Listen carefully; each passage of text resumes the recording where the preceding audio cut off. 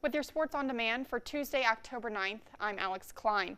Ishpeming Volleyball said goodbye to its seniors tonight at their last home game of the season, taking on L'Anse, and it was a good one, going to 5 sets. So let's take a look at the highlights. L'Anse's Josie Rice serving, and that is an ace. Purple Hornets up 6-3. Later in the set, L'Anse serving again, Hematite setting it up for Haley Smith, but she is met at the net. The ball comes back for Rice, who just gets it over, and Ishpeming can't return it. L'Anse up by 5.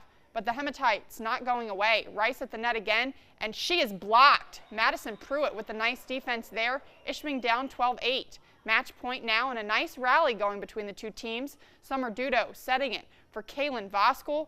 Ishpeming can't return it. L'Anse wins the set 15-10, and the match 3-2. And on the scoreboard, Iron Mountain blanked Houghton 3-0. Manistique won in 5 sets over Gwynn 3-2. Hancock takes down Westwood 3-0, and Calumet over Negaunee 3-0 as well. Ontonagon falls to Ewan Trout Creek 3-0, and Bark River Harris beats North Dickinson 3-2. Kingsford defeated Lakeland 3-2, and lastly, Forest Park over Mid-Penn 3-2 as well. Football now, and the most recent UPSSA poll is out. In the large schools, Calumet remains number 1, still undefeated on the season. Escanaba is at number 2 at 5-2. Westwood is now number 3, followed by Marquette, and Kingsford rounds out the top 5. Negaunee and Sault Ste. Marie also receive votes for honorable mentions.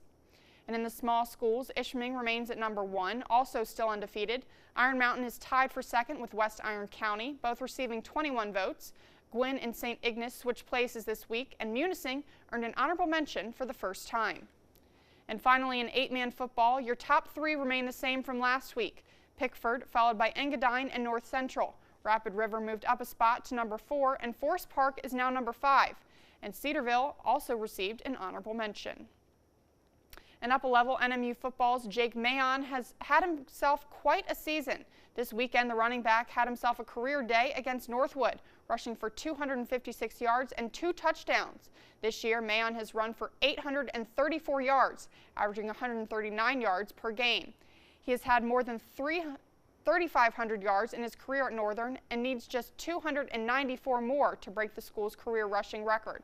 Mayon's coaches know he's a special player. He kind of epitomizes that effort and toughness. He gets banged up. It's just like the play on Saturday epitomizes him, where he gets tackled, gets rolled over. He rolls over the top of a kid, and he's up running.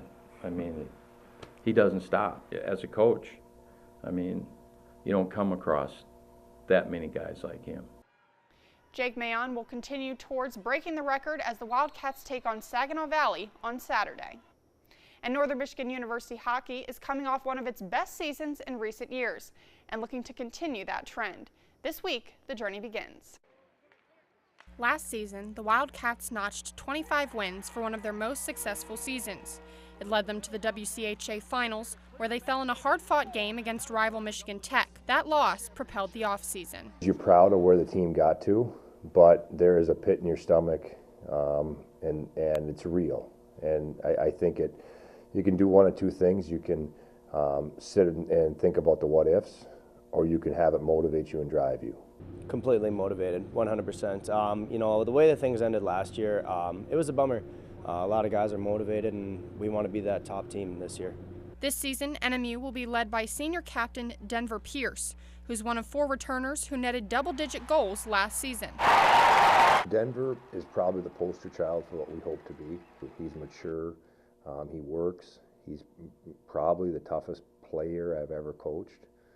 So he's exactly what we want for the face of our team. Not to mention, he's a humble guy as well. It's a great honor to be the captain of this team. We got a lot of guys that could have been in my spot, and I mean, I'm the captain, but we have a ton of leaders on this team, so I mean, it's not all about me leading the squad. The Wildcats will need that group leadership in what they hope will be another WCHA tournament run and beyond.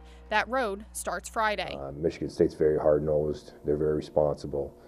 They don't give you anything up. They're not gonna beat themselves. So, if our structure is not where it needs to be, we could be in trouble. But the boys are excited for the challenge. I'm itching to play. I cannot wait for this weekend. I've been waiting for it all summer. Game time in Lansing is set for 7:05 p.m.